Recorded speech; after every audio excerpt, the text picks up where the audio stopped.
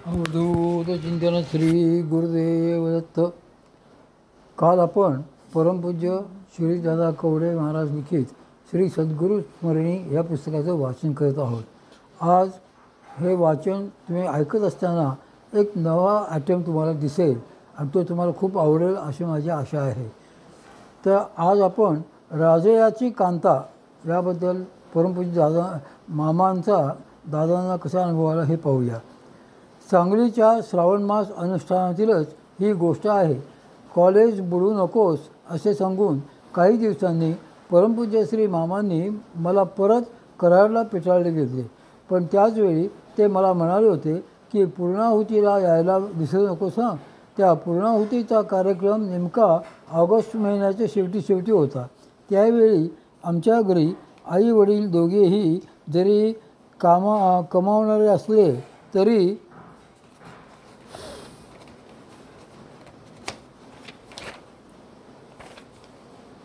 तरी शिकणारी आम्ही 4 भावंडे होतो. वडिलांच्या कॉलेज संस्थेच्या मॅनेजमेंटमधील अंतर्गत काही अडचणींमुळे त्यांचा 2-3 महिने पगारही झालेला नव्हता. त्यामुळे एकट्या आईच्या पगारावरच घर चाललेले होते. दरवेळी वडिलांकडून मला न चुकता वेळेत मेल ट्रान्सफर व्हायची. ती येऊनही ऑगस्ट महिन्याचा बराच काळ उलटलेला होता. महिन्याचा शेवट आलेला होता. माझ्या खिशात जेमतेम ₹1-1.5 शिल्लक होता. त्याचवेळी का कोण जाणे असे काहीतरी मला आठवत होते की कोणत्या तरी पुस्तकात मी ₹10ची एक नोट राखून ठेवलेली आहे. परमपूज्य श्री मामांनी मला पूर्णाहुतीला बोलावले होते.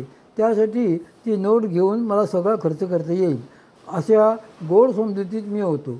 ज्या दिवशी सांगलीला जायचे होते त्याच्या आदल्या दिवशी संध्याकाळी सगळीकडे शोधाशोध करून मी ते पैसे कोठे ठेवले आहेत ते बघू लागलो. दुसऱ्या दिवशी सकाळी 6 वाजता कराडहून सांगलीची बस होती. त्यावेळी कराड सांगलीचे बसचे तिकीट ₹6 होते. ज्या पुस्तकात ₹10ची नोट आहे असा मनामध्ये मला भ्रम होता ते पुस्तक देखील उलगडून बघितले तर त्यात काहीच नव्हते. कधीतरी मीच ते पैसे खर्च केले असावेत. नोट नाही हे बघून मनात खूप निराशा दाटून आली. बरे, सुरुवातीपासूनच मी स्वतःला अशी एक सवय लावून घेतलेली होती की काहीही झाले तरी कधी कोणा दुसऱ्या माणसाला पैसे उसने मागायचे नाहीत. त्यामुळे कोणाजवळ मी पैसे उसने मागण्याचा प्रश्नच उद्भवत नव्हता.